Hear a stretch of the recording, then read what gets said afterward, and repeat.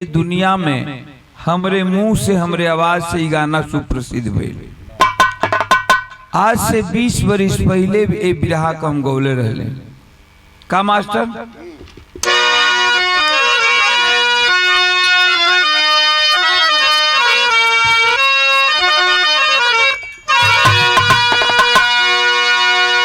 चार लाइन भूमिका है, कवि ने लिखा है और बड़ी अच्छी बात लिखा है। क्या कि कहाँ चाहिए योग साधन यली को, पर पाके कली संग में सोता बिहस के। भक्ति भजन की है सामत है आई, पर बिसारा हरि प्रेम कली का में फंस के। राका पति से निराशा मिली तो खिली जिंदगी पा किरण को कमल की। उड़ा ले गई होश आधी मदन की, तीसरे रक्षिता की ये कविता अमल की।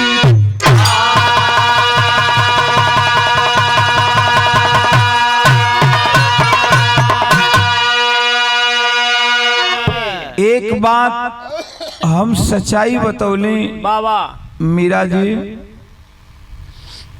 कि बच्चे से हम बिरहा गावे लगले। बचपन में पब्लिक बाबू दादा चाचा भाई के प्यार मिले लगल और शोहरत होखत गई। बचपना रहे तबे से रामदेव बुल्लू से बिरहा गौले।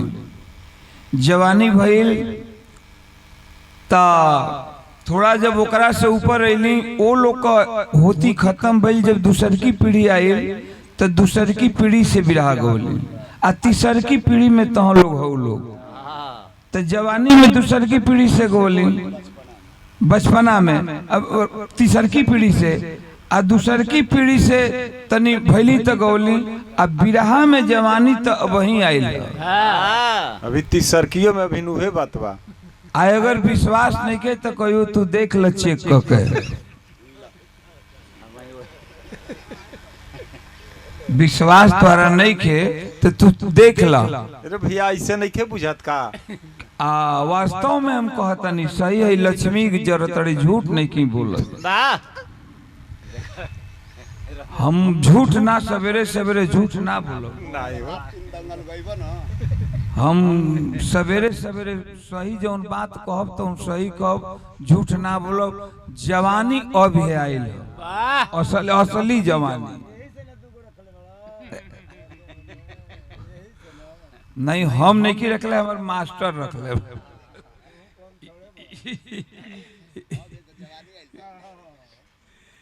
अच्छा खैर जगह जगह का बात हो। तब इतिहास गवाह है और एक बात पर कहली कि राजा अशोक एक बहुत बड़ा अच्छा इंसान था। जितना ही अच्छा इंसान था उतना ही अच्छा शासक भी था। लेकिन जिंदगी का बहुत बड़ा भूल कर बैठा राजा अशोक। और वो जिंदगी का बड़ा भूल किया है क्या? बढ़ के मास्टर और बढ़ के राजा अशोक जिंदगी के भूल का कैलन कि लाए राजधानी में,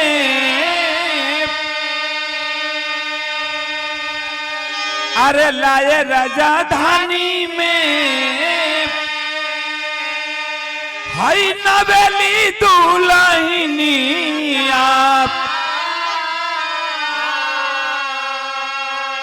रही सुरक्षिता हसीन।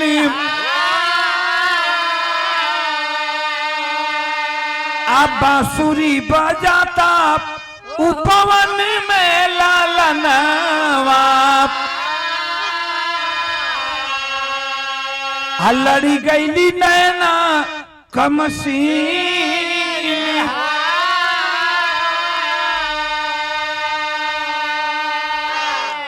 जैसे बतौली न मीरा क्यों मेहरारू जाके दूसरे से ब्याह कैली हलस फंस गल तो ये जवानी ऐसी चीज है, ये जवानी ऐसी चीज है मीरा कि इसमें कुछ दिखाई नहीं पड़ता है। ऐसा नहीं चीजें है सरवा, जवानी आ जाई तो कहे के ना पड़े, भीतरे पर्दा पड़ जाला, चोकरत आवेले, जवानी आवेले तो चोकरत आवेले।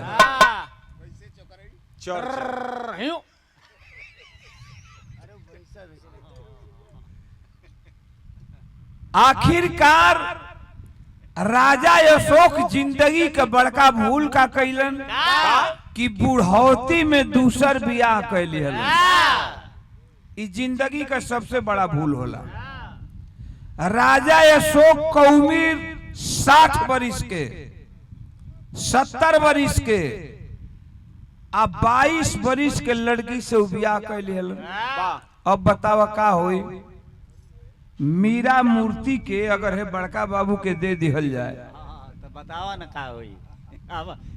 अब सोच अंदाज लगा लो कि बड़का बाबू के मिल जाए इन्हीं नियन औरत सवांग तो का करे?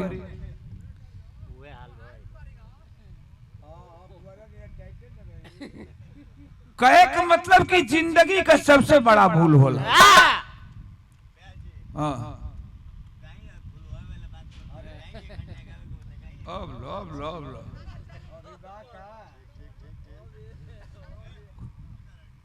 अच्छा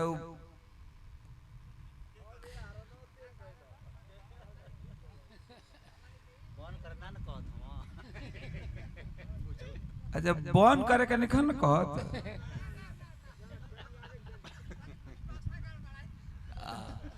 का करवाई दवाइये वैसन है। हाँ ये तनी दही दूध खैला पर 10 दिन के बाद फायदा करला। आई सरकार ऐसा दवाई बना दिल कि जे गोइल की पेट में तुरंत अटैक असर करे लगे। तनी बात समझ ला। राजा अशोक जिंदगी का सबसे बड़ा भूल किया कि अपनी बुढ़ौती में दूसरी शादी कर बैठा। तिसरक्षिता नाम के मेहरारू से, तिसरक्षिता नाम के लड़की से। राजा अशोक का उम्र 70 वर्ष के, तिसरक्षिता का उम्र 25 वर्ष के। दुल्हन बना के ले इलन घर में, जबकि राजा अशोक का पहली औरत के जवान बेटा हो जेकर नाम कुड़ाल बा। शादीशुदा लड़का है। शादीशुदा लड़का के रहते हुए राजा अशोक अपनी दूसरी शादी कर लिया। लेकिन कुड़ाल में एक बड़ा सुंदर गुण था, वो बड़ा सुंदर बांसुरी वादक था, बांसुरी बजाता था। अब तो गावे ना दे, बांसुरी बजाता था बाबा। आज सुबह सुबह का बेला है, कुड़ाल बांसुरी बजा रहा है अपनी बागीचा में बैठकर, बांसुरी बजा रहा है। और जो तिसरक्षिता बतेहन तक हम बिरहा गए, तिसरक्षिता जो राजा अशोक की दूसरी औरत पत्नी थी, वो सुबह सुबह में बागीचा घूमने के लिए जाती है। वही राजा अशोक का पहली औरत का पहला बेटा कुड़ाल, मतलब तिसरक्षिता का सौतेला बेटा, बांसुरी बजा रहा था, मस्त था बांसुरी बजाने में। तिसरक्षिता की नजर पड़ गई उस जवान कुड़ाल पर। लगता तो था बेटा, लेकिन कुड़ाल प्यार कर बैठी। और प्यार करती है तो उस बेटा से एक बात कहती है। फिल्म का नाम डॉन। एक लाइन तर्ज बा, का तर्ज का लाइन बा?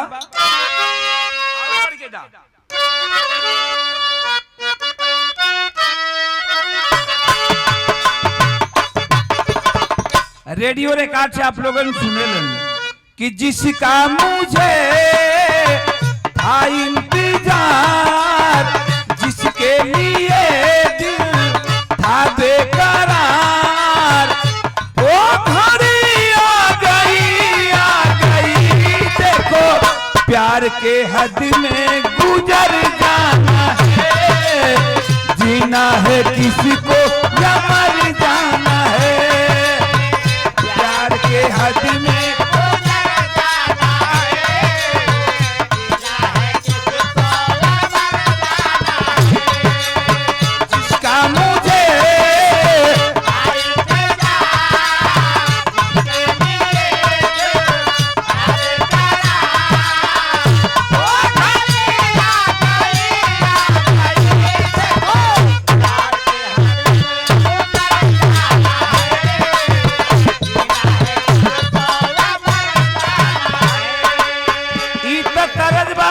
तरह से सुंदर फरज बा हमरे बिरहा का। कुड़ाल से प्यार कर बैठल बे ओकर सौतेली मतारी तीसरक्षिता। और एक बात कहले बे, का कहले बे, पाऊंगी मैं भंवरे का प्यार कलिका भी हंसती ओ बेकरार। ओ घड़ी आ गई देखो आज समा बन के छाऊंगी मैं, परवाने को अब जलाऊंगी मैं, आज समा बन के छाऊंगी मैं बाबू।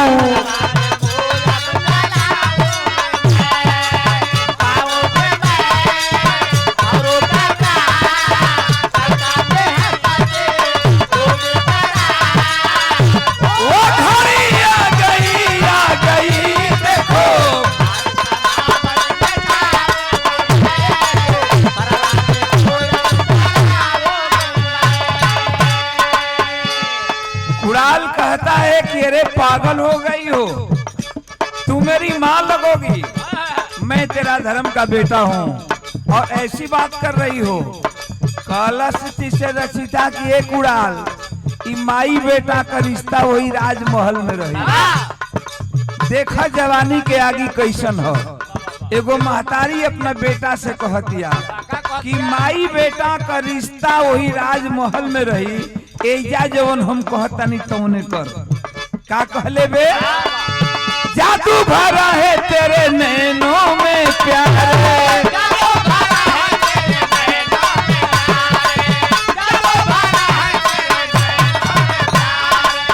जारी करो तन की अग्नि बुझाए,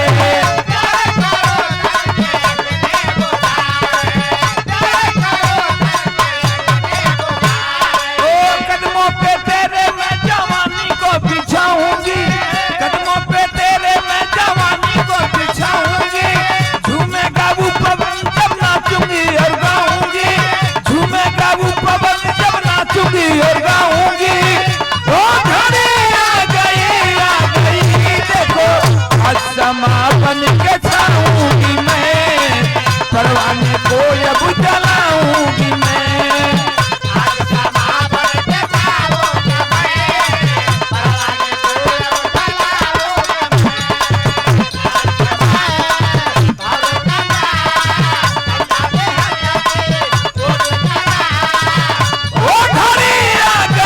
जलाऊंगी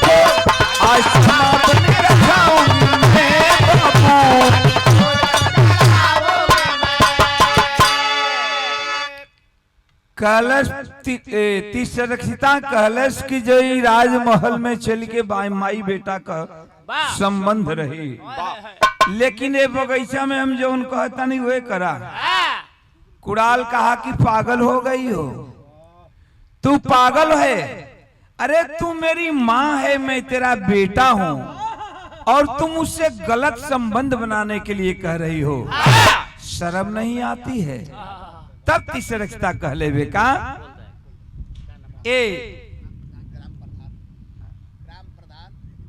ग्राम प्रधान जुगल किशोर यादव, आप बाबूजी के तरफ से 51 रुपए का पुरस्कार सवेरे सवेरे के सब भाई लोगन के बहुत बहुत प्रणाम बा, मालिक सुखी रखे।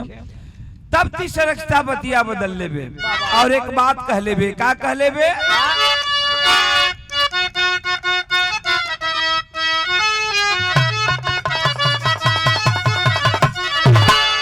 फिल्म का नाम मैं तुलसी तेरे आंगन की, गाना के सुन ले हो आप लोगन की, छापती लकामों से छीनी रे तू तो नैना लड़की। लेकिन तीसरक्षिता कह लेबे का, कुड़ाल से कहते कि दिल की चयन मोरा, दिल की चयन मोरा छीना रे तू तो बंसी बजा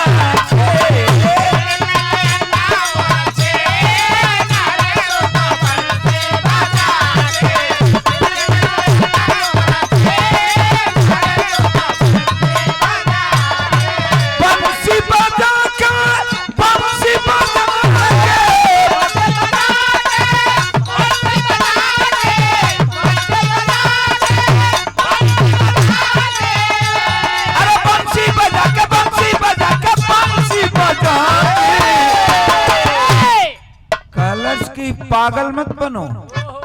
कुणाल कहा कि पागल मत बनो, राजमहल में चली जाओ। तू मेरी माँ लगोगी, मैं तेरा बेटा लगूंगा। कदाप ऐसा कर्म मैं नहीं कर सकता।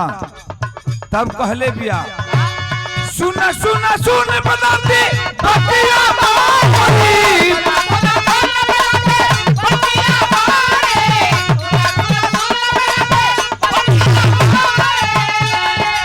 कान पड़ी ध्वनि मुरली की तारीफ।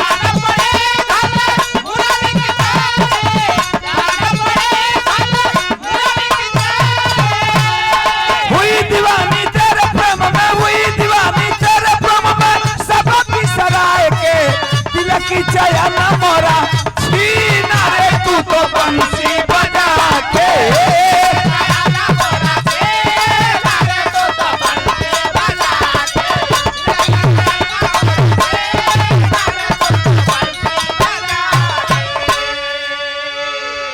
कहलस की जो मैं कर रही हूँ, जो मैं कह रही हूँ करो कुणाल, आइंदा इसका अंजाम बहुत बुरा होगा। डांट करके कुणाल कहा कि पिताजी शादी करके तुझे दुल्हन बना करके राजमहल में रानी बना करके लाए हैं। इस नाते तू मेरी माँ है, मैं तेरा बेटा हूँ। और तू कहती है कि तेरे साथ मैं बुरा कर्म करूं, नहीं तो इसका अंजाम बुरा होगा।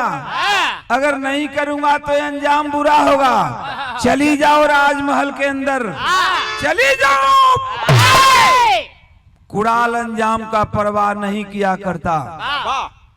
सोच गई कि तक बड़ा गड़बड़ भल, सोच गई थी सरकता की तब बड़ा गड़बड़ भइली। जतियो गई लइको न भइल, पोलो खुल गई कि हम कैसन बानी।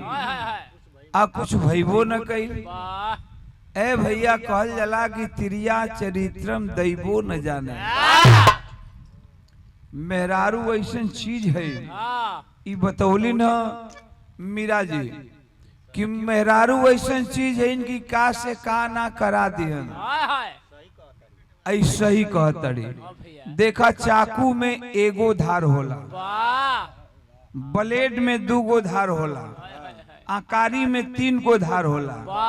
लेकिन मेहरारू ऐसा चीज है कि साला चौतरफा धार होला।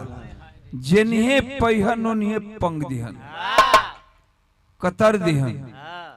तो मेहरारू वास्तव में ही बात सही हो कि जवन चाहे तवन करा ले। लेकिन अबही भी 100 गो में 10 गो वैसन बाणन जवन की मेहरारू कतनो कुछ कहत रहस, लेकिन हिले मान कर नहीं कर। 10 गो बाणन तब धरती टिकल बा जैसे हमरा नैनाज में। जैसनो कुछ केहू कहत रहो, आई के रगड़त रहो लोग, मेहरारू लोग कोनो असर पड़े के नहीं कर। जब हम चाहब तबे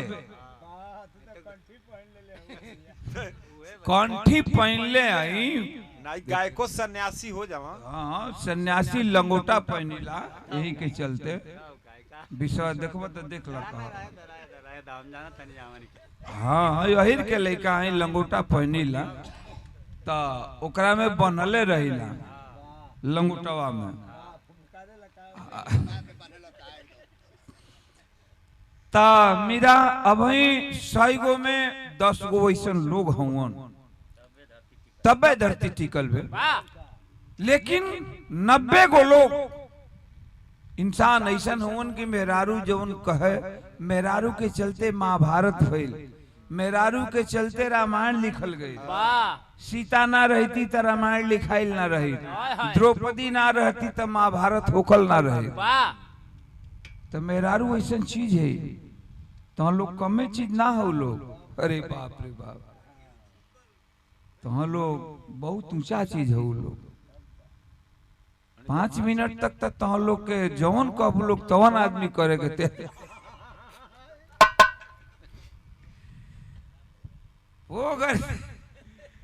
वो तला समय तो जवन तो लोग कह लोग करे के सलाह आदमी तैयार हो। 5 मिनट फिर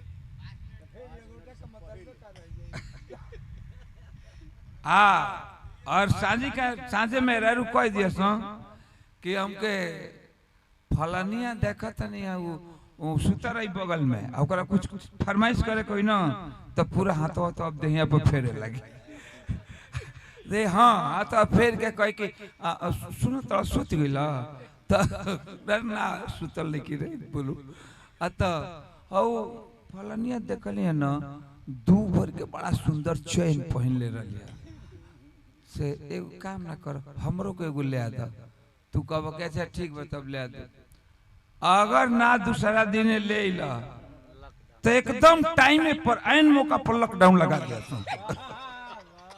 उलाटल ऐन मौका पर लॉकडाउन लगा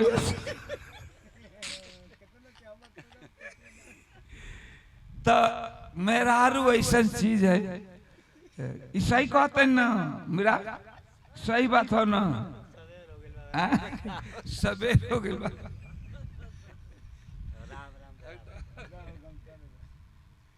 नहीं हंसल भी जरूरी है स्वास्थ्य के लिए हाँ सेहत के लिए हंसना बहुत जरूरी है ता हम कली की मेहरारू ऐसा चीज है इनकी महाभारत करवलिन रामायण लिखवलिन और आज भी आप लोगन देखते हुआ ये छिपे छिपाए बात ना बा अभी चालू है भाई आज का जो नहीं नयका पीढ़ी बा हमहन के बाद वाली अभी का करी हमके समझ में नहीं खे आओ सच्चाई है बा कि आज के 90% लड़का लड़की माई बाबू के कहला में निकल सच्चाई ये बा कि बाबू कहता है ने चले के तो बेटा चलता है ने एगो मोबाइल निकल गई तो मोबाइल नीक भी बा खराब भी बा खैर विषयांतर हम लोग नहीं हो तिसरक्षिता कुड़ाल से कहती है कि तू मेरे साथ कुकर्म करो बुरा कर्म करो और कुड़ाल मना करता है डांट दिया कुड़ाल की तू माँ है मैं कदापि ऐसा कर्म नहीं कर सकता चली जाओ समझ गई तिसरक्षिता की अरे तो बड़ा गड़बड़ हो गल पोल भी खुल गल और कुछ भयल भी ना तरह कोनो उपाय लगावे के पड़ी लगौलस त्रिया चरित्र वही बगीचा में साड़ी फरलस साया फरलस ब्लाउज फरलस आ चंडी रूप बनौलस चंडी रूप बना के राजमहल की ओर चल दिलस कभी लिखलन तर्ज बा का तर्ज कलाइन बा मास्टर ये तर्ज बाकी आई ना अरे आई ना वही रहता है बस चेहरे बदल जाते हैं लेकिन हम कहीं ना मेरा मुर्गी कि आदमी ए बाबू आदमी वही रहता है बस न खड़े बदल जाते आदमी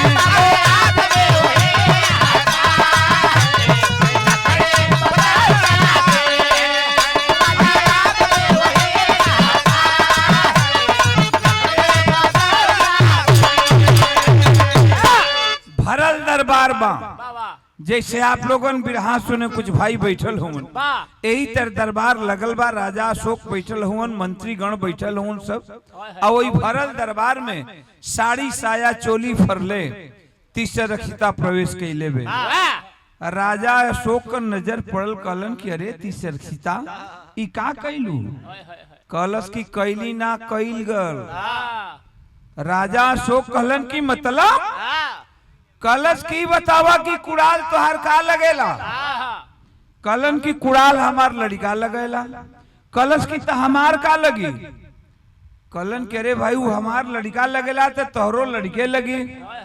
कलश की तो दूसर ना कही उहे करनी कुड़ाल कहो। बगीचा में बैठ के बांसुरी बजावत रहल और जब गईली बगीचा घूमे तो हमके देख के हमार इज्जत लूटे पर आमादा हो गल। कैसे इज्जत बचा के भाग के तोहरे राजमहल में इली। ते काम बा एकर प्रायश्चित तबे होई, एकर पूरा तबे होई। एक काम करे के पड़ी। का काम करे के पड़ी कि लाला है तेरा कुड़ाल भारी दगाबाज है। अरे बोलो बोलो नैना निकलवाइया नैनो में ही राज है।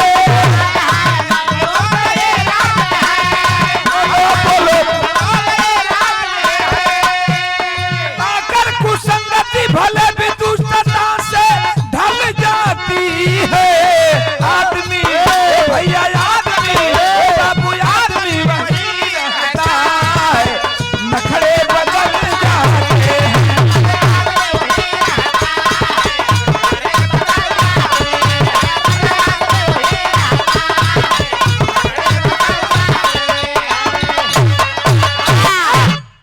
कलश के एकर उपाय हुए बा कि कुड़ाल के दोनों अखिया निकलवाला।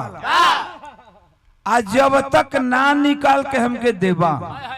कुड़ाल के दोनों आंख जब तक निकाल के हमके ना देबा।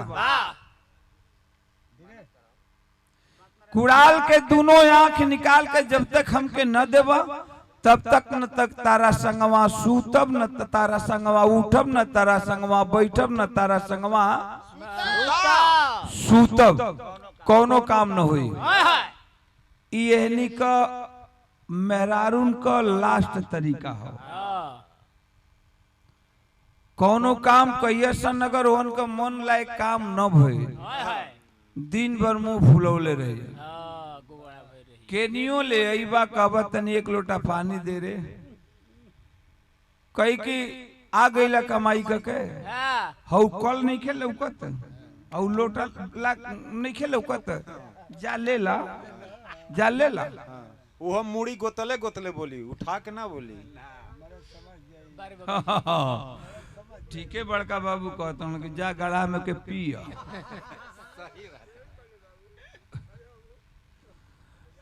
ए बाबू तई कलश की जले कुड़ाल के दोनों अखिया निकाल के न देवा हम तेरे संगवा न उठब न तेरे संगवा बैठब न तेरे संगवा सूतब। कोनो काम न हुई। कुड़ाल का जब इतनी बात सुनलन है राजा सो कलन के हमके विश्वास नहीं खे कि हमार लइका कुड़ाल ऐसा तोरे साथ हरकत करी। आ कुड़ाल के दोनों आंख मांगत अड़ू तू मतारी लगबू। समझावे का प्रयास करत हूँ राजा सो का कहलन है। फिल्म का नाम मैं तुलसी तेरे आंगन की लेकिन गीत से सुंदर हमरे बिरहा कलाई दिहल गल। का समझा के कहलन है कि तू जननी मेरे लालन की तू जननी मेरे लालन की तू जननी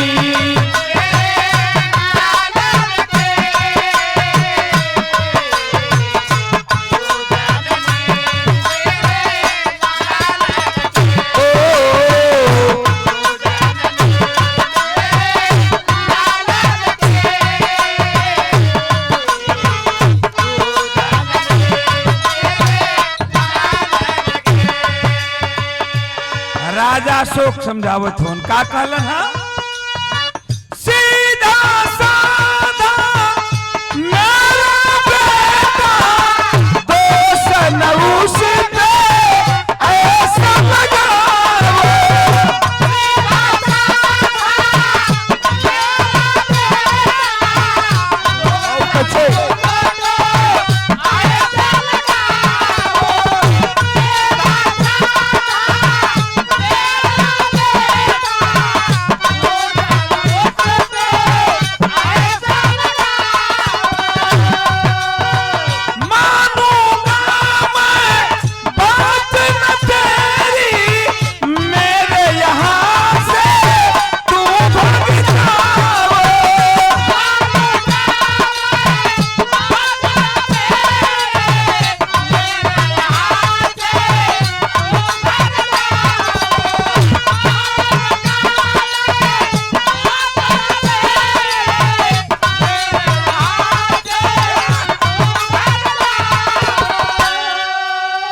अरे कहना नैनन निकालन की तू जननी मेरे लालन की। राजा शुक बुढ़ोती के शरीर बा, आंख से आंसू चलत हो, रोत होन और तीसरे रक्षता का समझावत हो कि तीसरे रक्षता ऐसा मत करा, बेटा हो और बेटा के दोनों आंख मत मांगा। लेकिन तीसरे रक्षिता तो जीत पर हो कि नहीं हमके चाही तो चाही।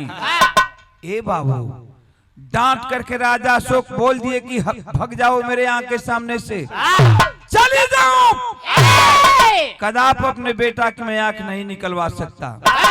आखिर उस समय तो तीसरे रक्षता चली गई, लेकिन मौका का इंतजार करे लगल कि कब मौका मिले कि कुड़ाल का दोनों अखिया निकलवा ले। उहो दिन आ गई। का दिन आ गई बाबू?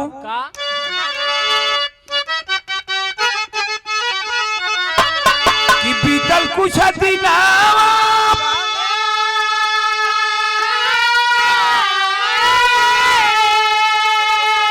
अरे विद्रोह भइल सीमावा पर,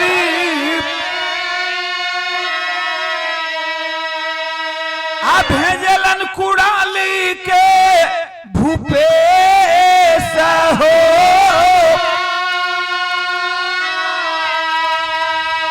तब राजा के मोहरा मारी हई चोरी से पपिनिया, सीमा पे भेजेले संदेश हो।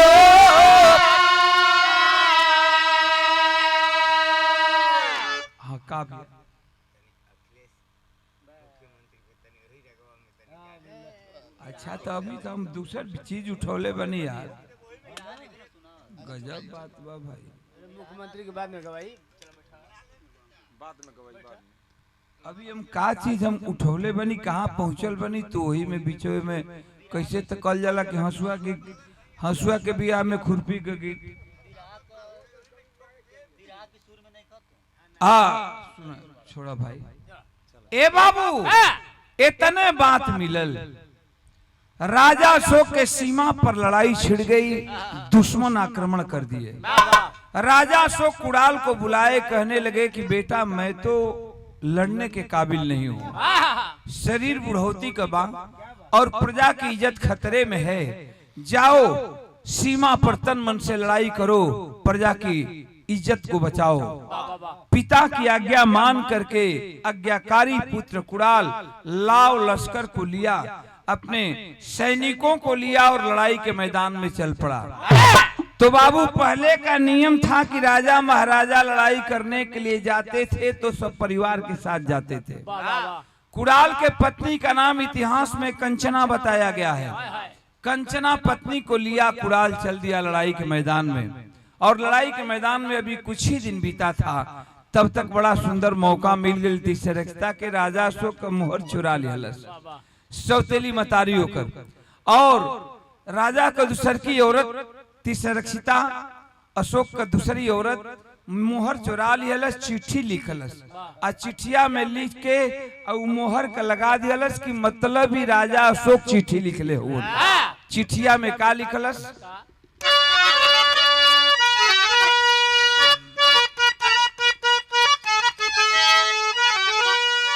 तरज बा कि कहवा तो बाबा मोरे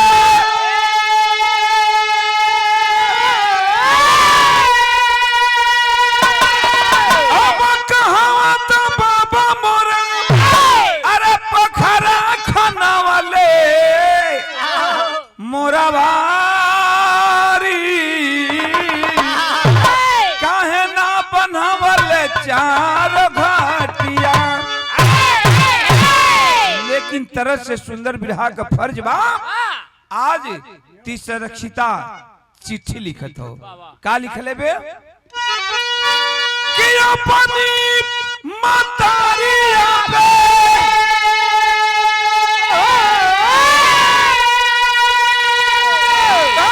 अपनी मतारिया पे अब डलले नजरिया तू छलिया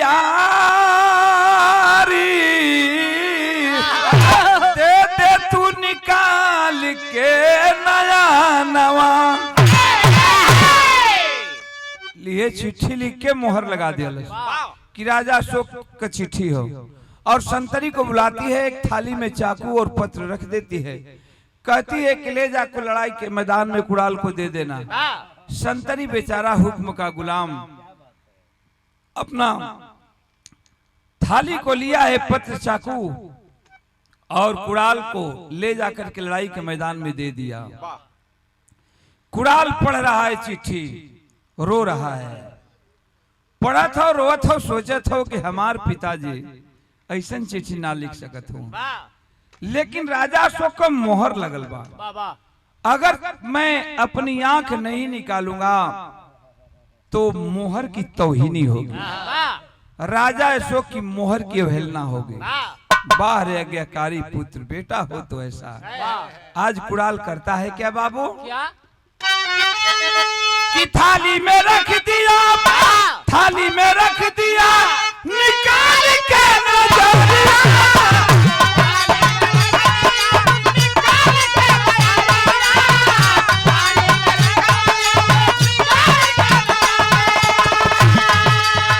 राजा से जाई के सुनाई है तू खबरिया। कुड़ाल एगो आंख, पहली आंख को निकाला है, दूसरी आंख से देख रहा है।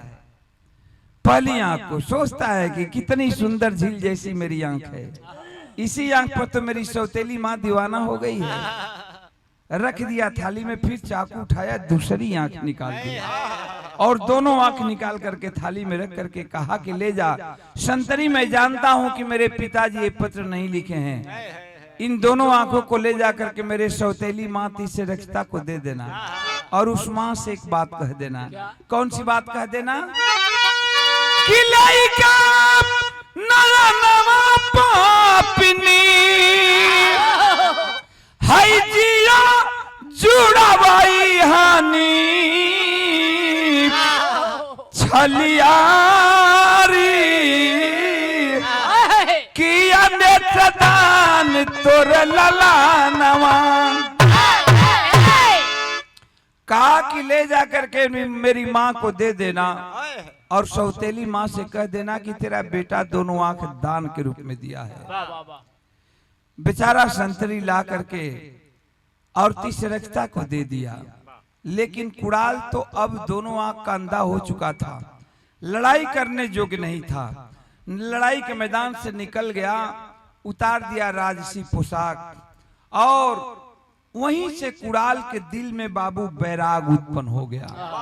बैराग जगा है, देखा बैराग जब जाग जाई न, चाहे हम हुई चाहे आप हो या केहू इंसान, जब दिल में बैराग जग जाएगा तो दुनिया की कोई ऐसी हस्ती नहीं है कि जो उसे डिगा सके, फिर उसको हटा सके। अब वहीं से बैराग उसके मन में उठा है, उतार दिया राजसी ठाट, छोड़ दिया राजमहल और फुटपाथ पर गेरुआ वस्त्र धारण करके भगवान का भजन करने लगा। गेरुआ वस्त्र धारण करके अपना जिंदगी बिताने लगा। तब कवि जी भाव दिहलन है का,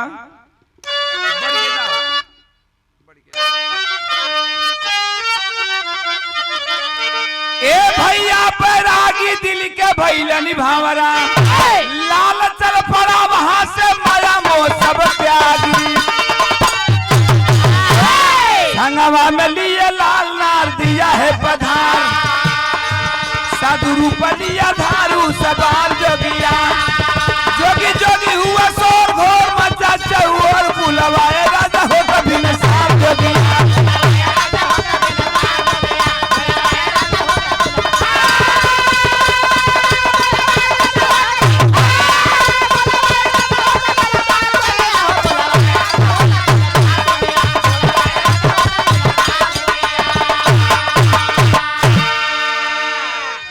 अब कुड़ाल जोगी के तरह जिंदगी बिताने लगा, अपनी पत्नी को लेकर कंचना को। दोनों आंख का अंधा कुड़ाल भीख मांगता था, मिल जाता था तो खा लेता था, नहीं तो भगवान के नाम पर रह जाता था। ठीक यही बेरा है, सुबह का बेला है, 4 बज रहा है। दोनों पति पत्नी जगे हैं। कुणाल और कुणाल के पत्नी कंचना दोनों जगे, नित्य क्रिया से निवृत्त हुए। आगे आगे कंचना चलती है और कंचना का कंधा पकड़ करके दोनों आंख का अंधा कुणाल जा रहा है। अचानक भोर का टाइम था, रास्ता भूल जाती है कंचना, वही रास्ता पकड़ लेती है जो पाटलिपुत्र के नगरों में जाता था, जो राजा अशोक की राजधानी थी, जहां आज बिहार का राजधानी बनल बा, जे के पटना कहल जात बा। वही गलियन में जाके अपन भ्रमण करे लगल। कुणाल भोर का टाइम है, पटना की गलियों में भजन गा रहा है और दुनिया वालों से कहता है क्या?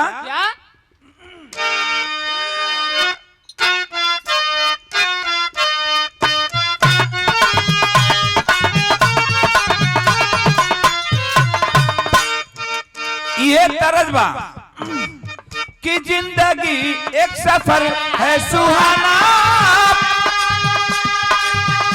जिंदगी एक सफर है सुहाना, यहाँ कल क्या हो किसने जाना। ओ जिंदगी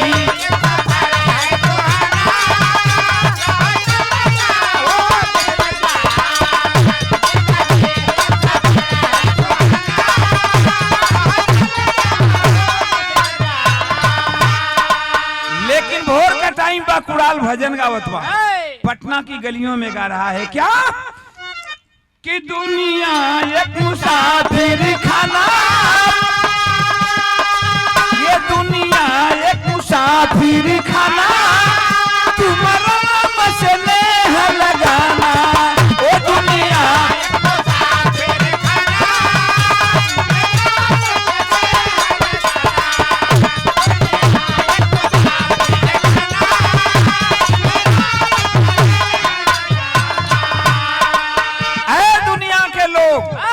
सुबह हो चला है, जग जाओ यार, भगवान का कुछ भजन करो। ये दुनिया मुसाफिर खाना है, लोग आते हैं चले जाते हैं। बड़ा हलचल मच गई पाटलिपुत्र के गलियन में। हलचल मच गया कि एक जोगी बाबा आइल होन, बड़ा सुंदर भजन भाव गावत होन। ई खबर राजा अशोक का मिलल हो, और जब राजा अशोक का खबर मिलल, 4 ठे अपने सिपाही के भेज के उस जोगी का पकड़वौलन। कलन की जाओ जोगी को पकड़ कर लाओ, दरबार में हाजिर करो। 4 ठे सिपाही गईलन, कुणाल रूपी जोगी के पकड़ के राजा अशोक के दरबार में हाजिर कर दिया। राजा अशोक कहलन की बाबा बड़ा सुंदर भोर में भजन गावत रहला, तनी राजमहल में कुछ भजन सुनैता। कुणाल आवाज सुन करके पहचान जाता है कि मेरे पिताजी राजा अशोक की आवाज है, मैं राजमहल में चला आया हूं। बाबू दोनों आंख का अंधा था, लेकिन कौन बेटा अपने बाप की आवाज को नहीं पहचानेगा, और कौन बाप अपने बेटा की आवाज को नहीं पहचानेगा। समझ गया कुणाल कि ये मेरे पिता राजा अशोक की आवाज है। कहता है कि राजन आप भजन सुनेंगे? सुनिए, मैं भजन सुना रहा हूं। भरी दरबार में भजन गाना शुरू किया। क्या कहता है?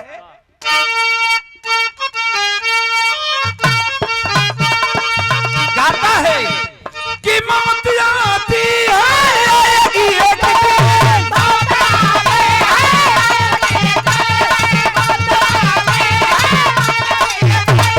जान जाती है, जाएगी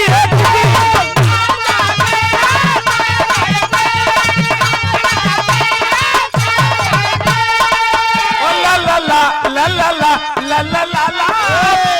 डांट कर कहा कि राजा अशोक जिंदगी में एक बात याद रखना, अगर हो सके तो कापी कलम ले लो और मेरी लाइन को नोट करो। क्या?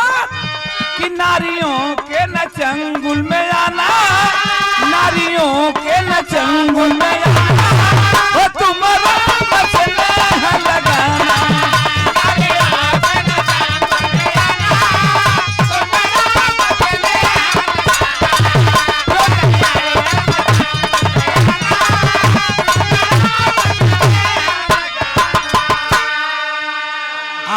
हो गए राजा अशोक। आवाज तो जानी पहचानी सी लगती है।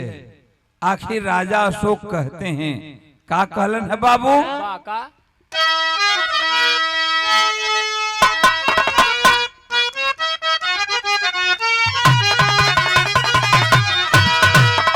कि संत बाणियों से होती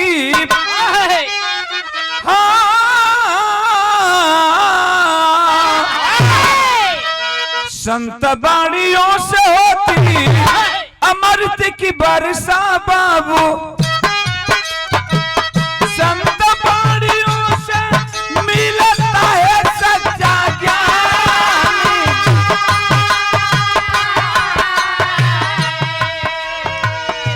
नैना विहीन जोगी ज्ञान सिखलावे बाबू। नैना विहीन जोगी ज्ञान सिखलावे भैया। सुन स्वर से जब राजा हो सुजानी। सुन स्वर से जब राजा हो सुजानी। जानी पहचानी सिया वाजल गति है बाबू। परिचय बता दो बाबा बोले महाराज।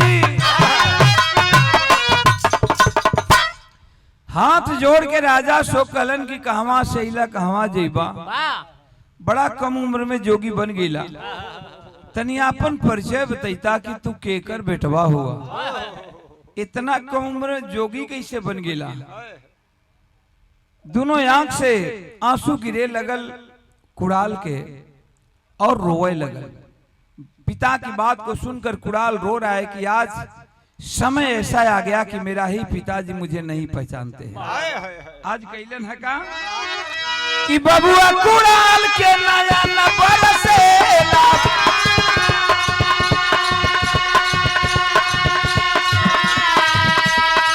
ए भैया बबुआ कुड़ाल के नया न बरसेला।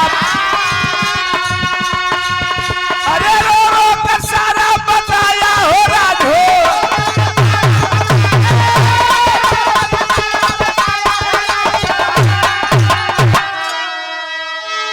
पूरी कहानी शुरू से लेके अंत तक कुड़ाल बतौलन वाह कि पिताजी मैं कोई जोगी नहीं हूँ, कोई फकीर नहीं हूँ मैं, बल्कि आप ही का बेटा कुड़ाल हूँ। गया था वाह वाह लड़ाई करने, लेकिन कुछ ही दिन के बाद आपका पत्र मिला कि बेटा तू अपनी माँ पर बुरी नजर डाला है। मेरा आदेश है कि तू अपनी दोनों आंख निकाल दे। मैं ये भी जानता था पिताजी कि ये पत्र आप नहीं लिख सकते हैं, फिर भी आपका मोहर लगा हुआ था। मैं सोच गया कि अगर दोनों आंख नहीं निकालूंगा तो राजा अशोक की मोहर की तौहीनी होगी, मोहर की अवहेलना होगी। मैं दोनों आंख निकाल कर दे दिया और तब से मैं बैरागी हो गया। दिल में बैराग उठा कि साला ये दुनिया जिंदगी कुछ भी नहीं है, जिंदगी झंड है, फिर भी घमंड है और आदमी आता है चला जाता है, ये मृतलोक है, आना और जाना लगा है। तो आदमी को मरना है तो एक दिन हमको जब मर जाना है तो क्यों न भगवान के भजन कर ले कुछ। रोने लगे राजा अशोक, गले से लगा लिए और बोले कि बेटा मैं ये काम नहीं किया, तेरी दोनों आंखों पर तो तेरी माँ दीवाना थी, वही उसी की करतूत है। आज राजा अशोक कैलन का कि दिए मृत्यु दंड राजा रक्षिता को।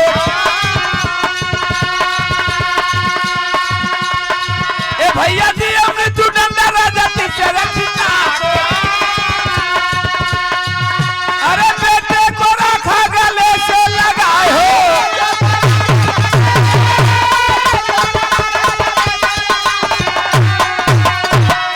तब बबुआ कुड़ाल भैले पिता की चरनिया, अपनी मतरिया को दिया छुड़वाए बाबू।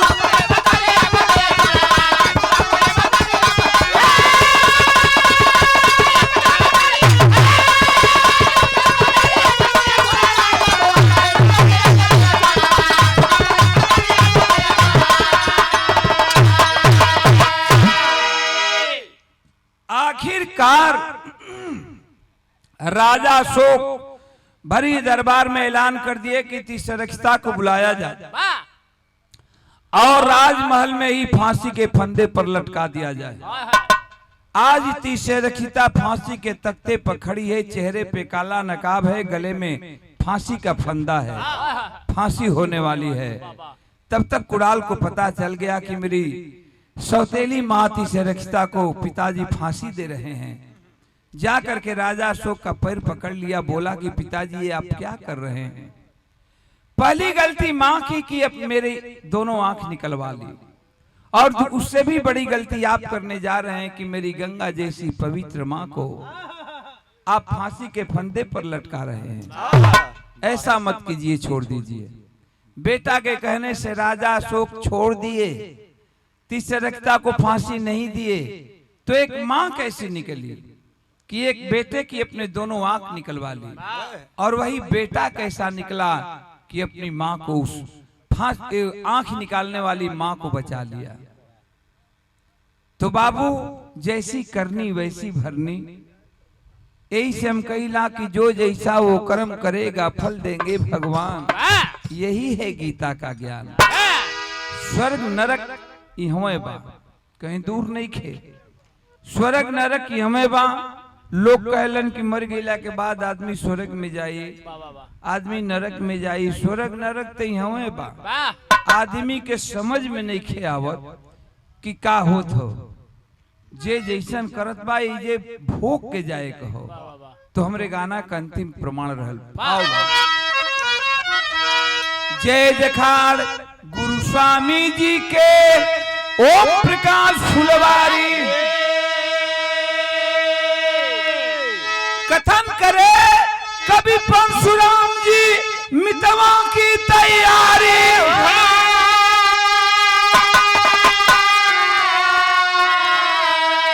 अरे बैरागी दिल के भैले भंवरा, याद ओम प्रकाश में भक्ति भावना जागी।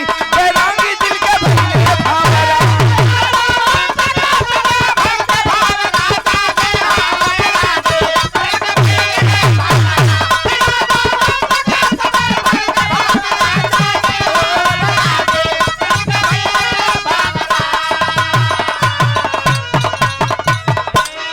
रघुपति राघव राजा राम पतित पावन सीताराम बोलो।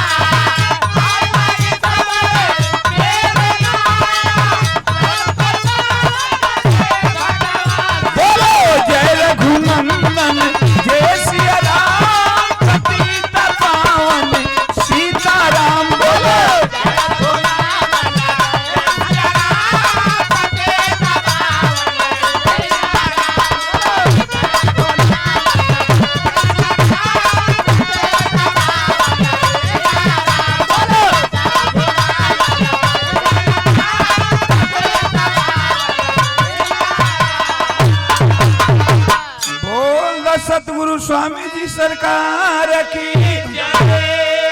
सच